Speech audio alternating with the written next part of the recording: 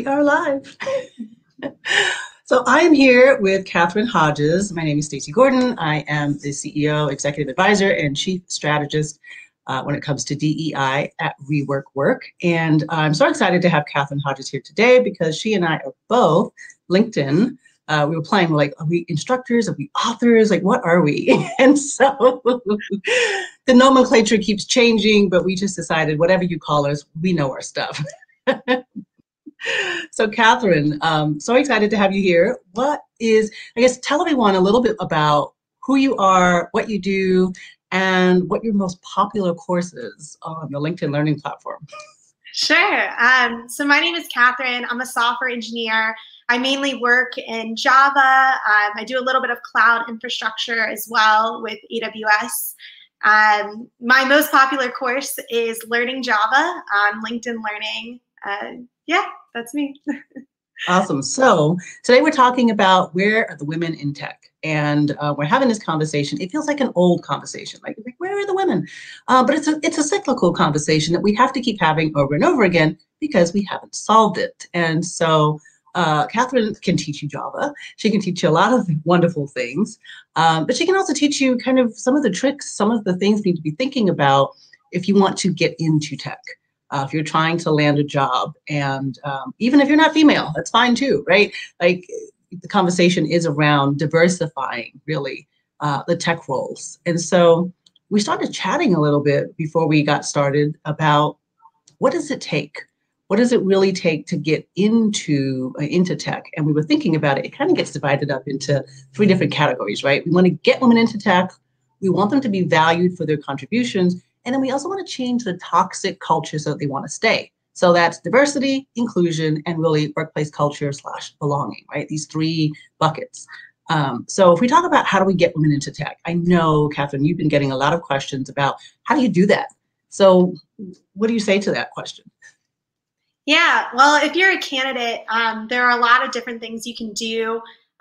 One is like if there's a company that you want to work at that you're really interested in, you can use LinkedIn and search by that company and see what connections do you have actually working there.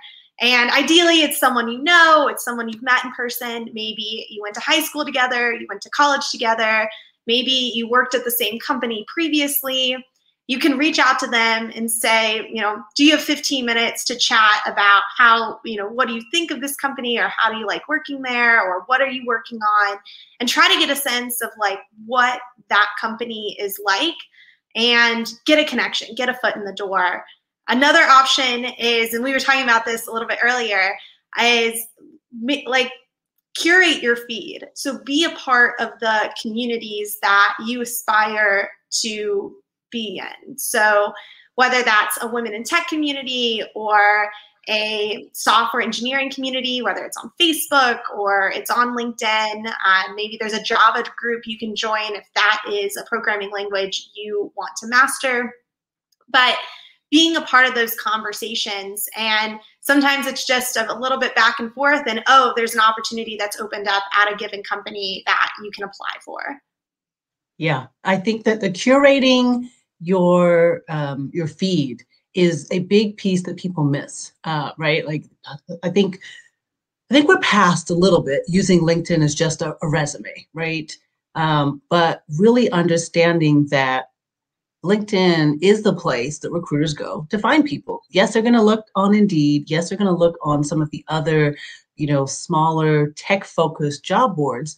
But when you think about that, how do you know what those boards are if you aren't spending time creating community and being in networks that talk about these things? So I think we now have to get to this place where we realize that social media can be informational and educational and not just a place to pass the time. Because I know I get up in the morning and I go onto LinkedIn and I go onto Facebook and I check and I scroll through. And why do I do that? Because my friends are posting a lot of things that are about what's happening in the world. I actually woke up to an article this morning that just honestly pissed me off. And I was like, oh, why do I do this?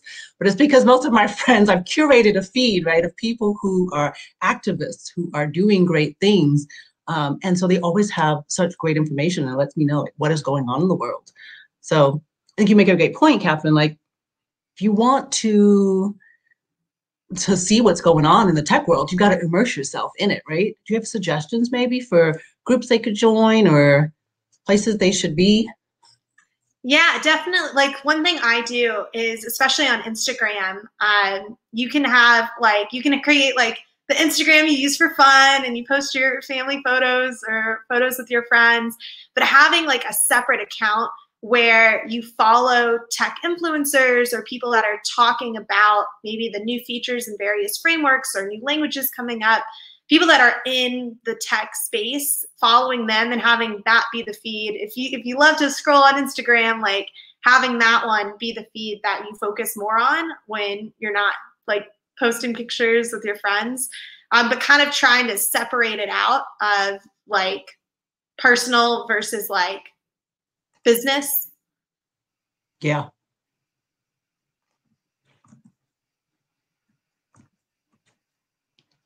Definitely. I think that's a good point. And I think that, when we think about, because I used to work as a recruiter, right? And I used to really enjoy helping people to get jobs. And so LinkedIn has changed a lot in the time since I started on LinkedIn back in 2005, I think it was.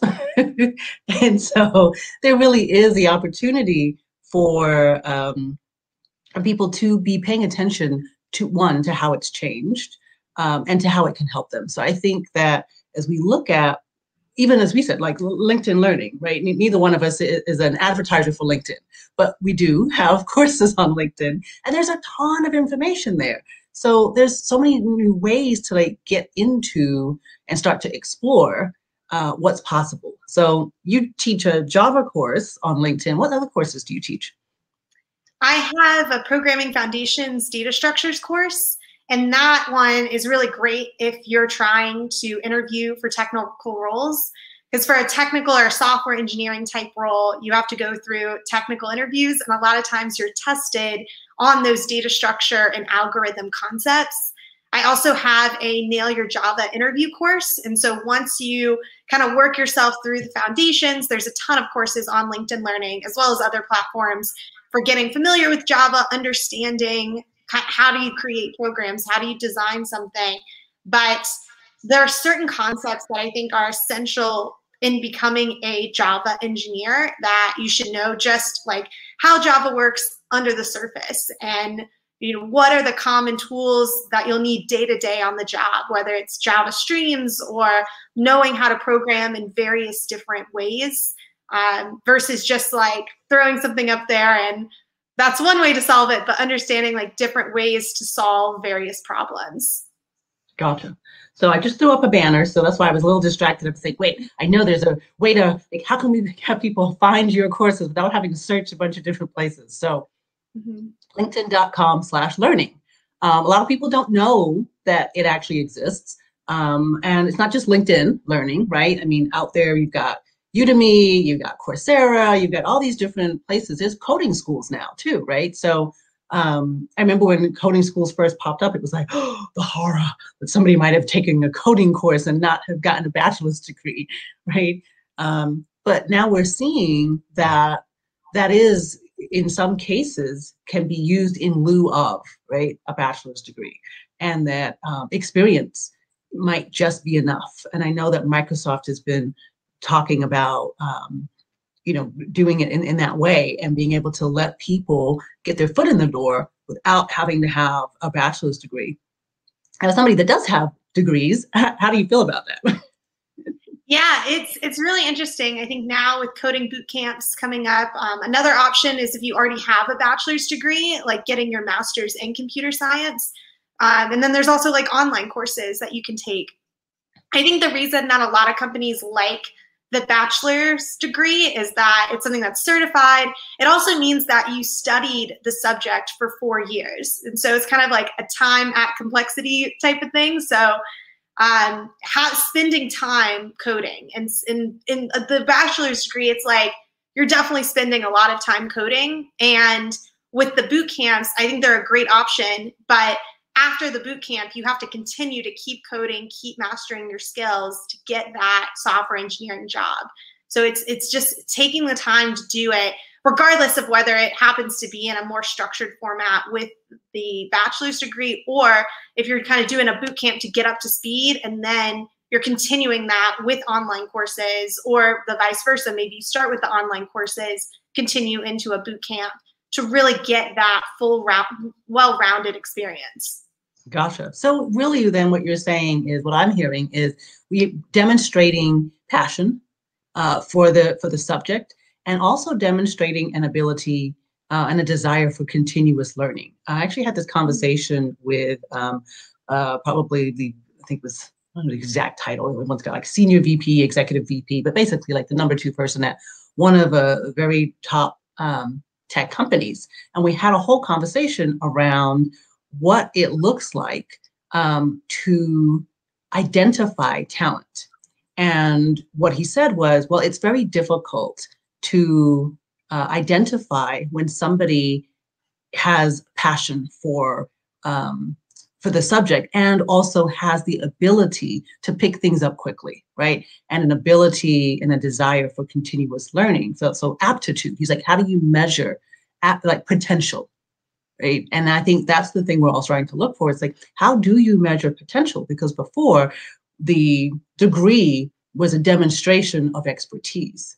Now we're saying, okay, that's fine. But to your point, Catherine, all right, you might have done this for a few years, but have you done it since? What have you done lately? And I think that's also one of the issues with getting women back into tech, is that many of them have degrees, right? Tech degrees, but then they didn't use them because of this toxic culture. So they left tech, went and did something else. And now that many of them would like to get back into tech, they find themselves that there is a bar and a barrier to entry because their tech degree is from 10 years ago or 8 years ago or 20 years ago.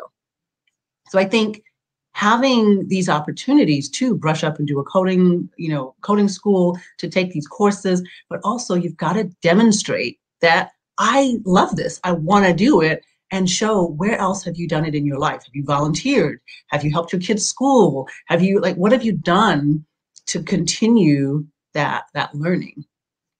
Yeah, I think one of the biggest misunderstandings is like, oh, you get your bachelor degree or you finish the boot camp and you're done. And like, oh, now you can just go get the job and you'll be fine. And the reality is like, but all of those give you a really good foundation. Like in the case of a boot camp, it might be a really good foundation in Node.js and TypeScript and that sort of thing. In the case of a bachelor's degree, it might be something that's more like a Java, or depending on what your undergrad like focused on.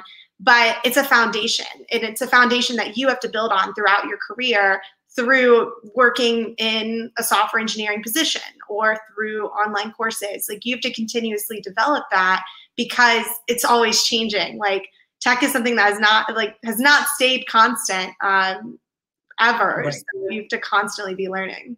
Right. And I think that that's another piece of this, right? So, well, we said 3 things. We said diversity, inclusion, belonging. So diversity is getting the women into tech. So if we talk about, all right, great, we can get them into tech. Now we got to talk about how do they stay, right? And that's the inclusion. And I think that was one of the questions actually that we got too. There was a question from Preeti, who's out of Huntington Beach, California. And she said, 40% of female engineers leave the profession, and many cite work culture incivility as the reason. What are companies doing to make work cultures inclusive so women and minorities feel welcome to be themselves at work?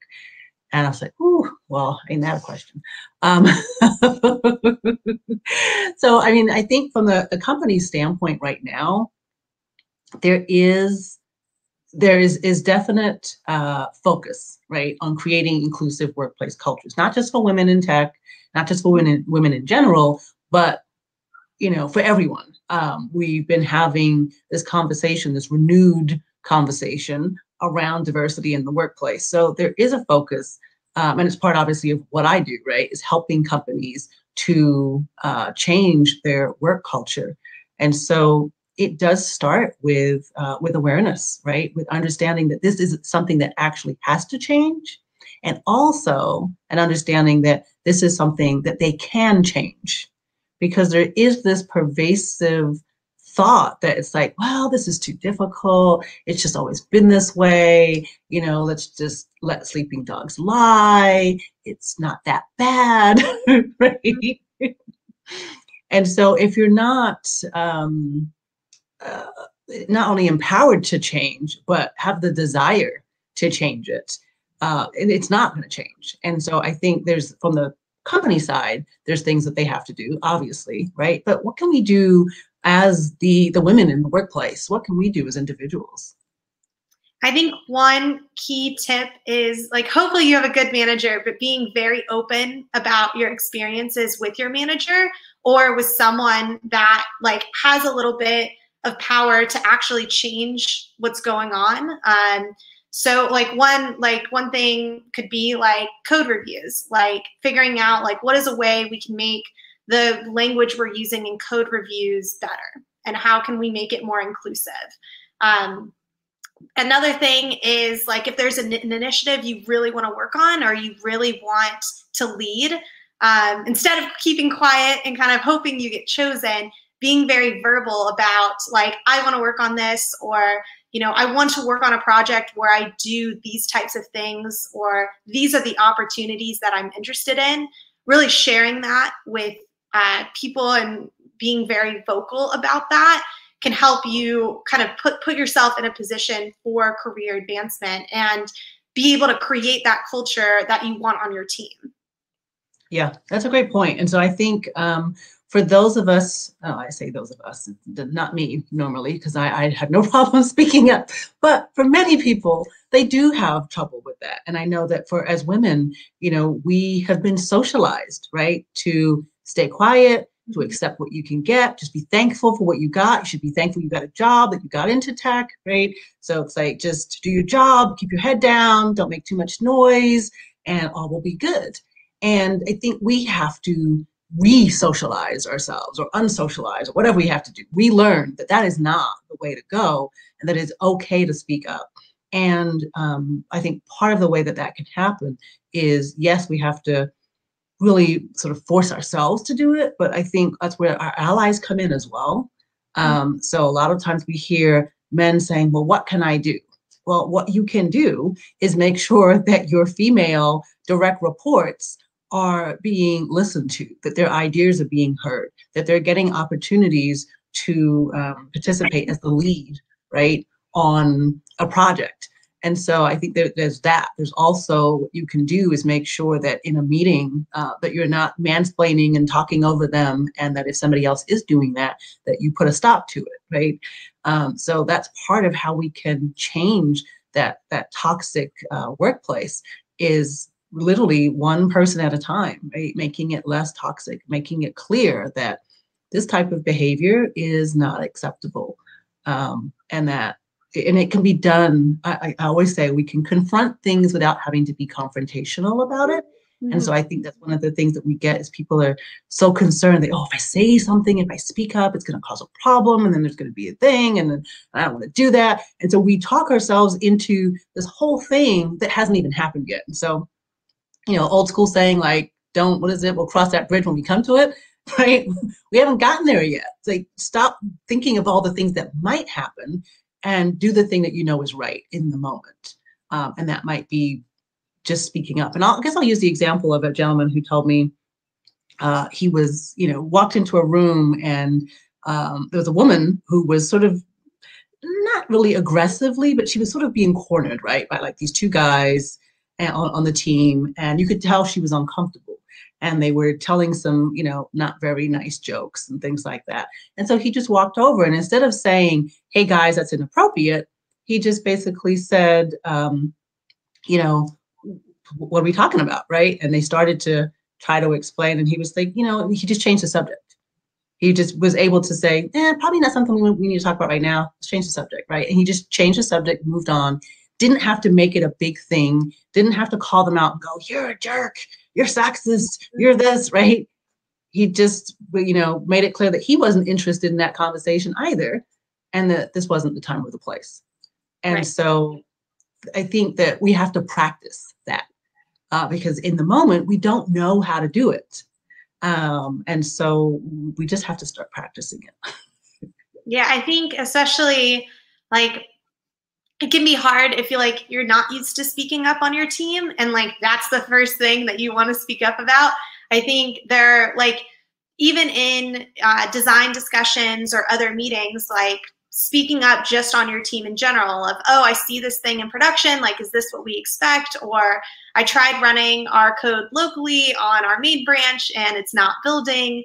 But finding other opportunities to join the conversation of your team, I think is a great way to start. And then like after you've built some relationships, if there are some things you're seeing, then you can bring those up to people that you see as your allies and be like, hey, you know, there was this situation, like, I'm not sure how I feel about it, or there was this situation and actually I don't feel great. Like I feel really uncomfortable when these things happen. And bringing it up in a more casual context. Yeah. And I love that you said after you've built a relationship, right? Because so many of the things that we do, we want to just jump in and start talking about, you know, like again, the DEI work that I do, we're always like, let's have difficult conversations. And I'm like, yeah, sure, but could we back up a minute, right? Before we just dive into a difficult conversation, who are you talking to? Do you know this person? Right? Like, let's build a little rapport here. And so I think that is something that is missing, is that connection, that we haven't spent time really getting to know our coworkers. Like I used to, you know, pre-pandemic, we would go into companies and do a lot of the education that we do. And I would ask the people in the room, I'd say, hey, raise your hand if you know 100% of the people in the room, right? No one would raise their hand except maybe the HR person. And I'd say, okay, well, what about 90%, 70%, 50%? They didn't know each other. And a lot of times they worked on the same floor, right? Mm-hmm. So when you think about companies that are multiple levels, right? Large organizations, we haven't spent time to get to know the people around us before we start diving into some of these difficult conversations. So I think the other thing about getting to know people is, you mentioned this before we were chatting before, but is that utilizing those relationships to help to get into tech, right? And I think also utilizing those relationships to advance. It's like once you're in, you don't have to stay stuck. I think sometimes we get in and we're just like, oh, whew, great, all right, get me a job. But there's no plan for like, hey, how do you plan to exit this job? Like, what's your exit plan? Where are you going next? Mm-hmm. And working with people to figure that out. Yeah, I think it's really important to like establish goals, whether it's like, I want to become an expert at infrastructure, or I want to be the go-to person for push notifications, or whatever the feature may be. Like figuring out like what brand or what, like, do you want to be like the stability and consistency of your like pillar of your team? And people will always go to you like if there's a bug or something, like, or you make sure there's no bugs, or you try to make sure there's no bugs in the code base, or maybe something like that, or there's a certain design pattern that you want to establish for the code base and present it to your team, like figuring out what brand you want to present and then establishing goals to like get there, I think is a great way. If you've joined a team, you're familiar a little, you're starting to get familiar with some of the technologies. Okay, what is your role now going to be on the team, and how are you going to establish yourself and your brand? Yeah, no, I think that's great. And I see a couple comments. Jose says he's here from Brazil. Pratik also joined. And it's interesting because I see, right, this conversation was about women in tech. And I love that these guys are here, right, because they're in tech. And some of the things we can also be doing is we've got to get comfortable stepping into spaces where maybe we know we're going to be the only, right? You might be the only woman on the team. You might be the only woman that's going to the conference. But right.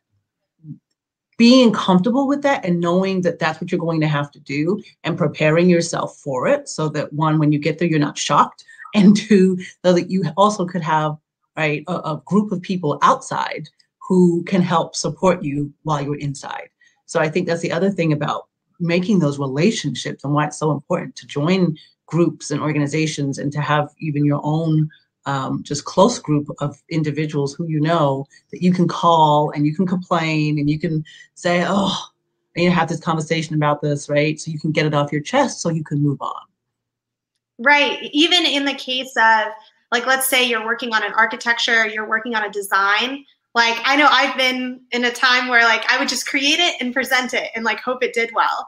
But having a community of people where, like, maybe it's an ally or it's another woman in tech, and you can be like, hey, you know, I've tried, like, working on this, or, like, I've designed this architecture, like, these are the reasons, or these are the things I was trying to optimize. Like, what do you think of this? Like, there are a few other options, but given, like, this outcome I'm looking for, what do you think? And getting opinions about, like, your technical work so that you do feel comfortable when, you know, a situation arises and you want someone to talk to, like, that relationship is already built on another level. Yeah, no, then that's great too, because going into it with confidence makes such a difference. And going into it with knowing what some of the objections might be, right, to why it might not work, and being able to come with explanations for that. So there might be things you hadn't thought about, and it could be a group of people, it doesn't even have to be just women, right? Like if you've got a group of people who can give you some real honest feedback about what you're building, to be able to say, well, have you thought about this? Well, what happens if this happens? Or what happens if this doesn't work? Right? It helps you to come up with those answers in advance. So when you get ready to present, you can feel comfortable and confident, even if it's not the 100% right choice, even saying that, right? That this might not be the best choice. It might not be the right choice, but it's a option. And here's why I selected this way to go, right? And just having really good reasoning for why you did what you did. Yeah, and I think imposter syndrome can definitely kind of come into play here. Like in tech, you're always like, every like story or ticket you pick up, like there's something different about it. There's like different constraints. There's a different type of processing you have to do. Maybe it's a new technology you have to work with. Or maybe you've never designed something before and this is something you have to design and figure out. And like trying to be as prepared as you can for that. But then also recognizing like you've done or you've figured out all of these other things beforehand. Like, why can't you figure out this too? Yeah. Definitely. Definitely. And I think so. I just threw up the LinkedIn banner again because I want to remind everyone that there are plenty of courses on LinkedIn for you to take a look at. One of the ones is actually is my course on resumes that is free right now. Microsoft has made it free. LinkedIn's made it free. And so a lot of people have been using it to help to update their resume and get ready for a job in tech. I think right now, I know it's a little off topic, but in terms of we're in a place right now where here we say we can't find women in tech, but also we can't seem to find people at all to, you know, to hire, right? We have a major talent shortage. And so I do think we are in a place right now where there is a lot of change, and where there's change, there's always opportunity. So my favorite saying is luckiest are the prepared. And I think if you want to have luck over these next 12 months, whether that's in finding a job, keeping a job, getting a new job, pivoting into a different industry, this is the time, right? Take advantage of all the resources that are at your fingertips. Get prepared, because I do think there are going to be some really great opportunities. And the only way you're going to be able to snag them is if you're prepared for them. So with that saying, you know, I wish everyone who is watching and listening luck in their job search. Do reach out to Catherine and to myself. We're both obviously on LinkedIn. You can find us. If you go to linkedin.com/learning, you can search our names. You'll find our courses. And like I said, it's not just our courses. There are thousands of courses there. So my edict or whatever, right? My advice is go and get information, get what you need, right? And I think you said it, Catherine. First, identify the goal. You won't know what you need if you don't know what you're striving to move towards. Identify the goal, work towards it. Let's get you there. So I'm excited. I want to see more women in tech. Love that Catherine took the time today to join us. And I always have to just at the very end kind of throw in a little plug for my book, because Unbiased, Addressing Unconscious Bias at Work is out and it is now available. So purchase it if you dare. Again, thank you, Catherine. Thank you so much. Appreciate all of you who joined us today. Thanks for having me.